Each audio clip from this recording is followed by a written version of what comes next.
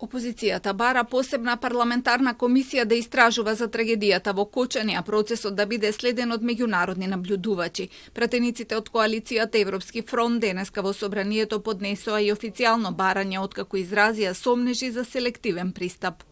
Оваа комисија треба да се формира веднаш и да вклучи представници на ОПСЕ, како и представници на амбасадите на САД, ЕУ и земји членки на Европската Унија во својство на наблюдувачи со цел да се обезбеди фер, независен и транспарентен истражен процес.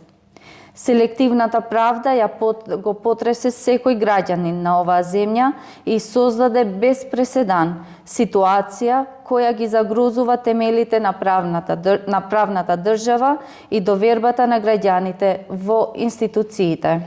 Слична иницијатива, но за понатаму најавија и од СДСМ, откако на синокешната седница на Централниот одбор на партијата е донесен заклучок дека треба да се искористат сите институционални и демократски механизми, вклучително и во собранието, да се дојде до темелна и сеопфатна истрага. Да се спроведува независна, темелна истрага која што е комплетно неселективна во врска со случувањата во Кочани, и дека на каква било селективност, која што ја покажуваат истражните органи, вклучително и оние кои што се представници на извршната власт, дека ќе се спротивставиме жестоко.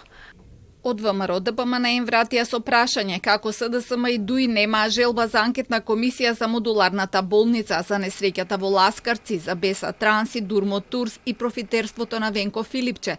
Вела дека тие се за да има истрага за сето ова, наместо од несреќата да се печелат политички поени.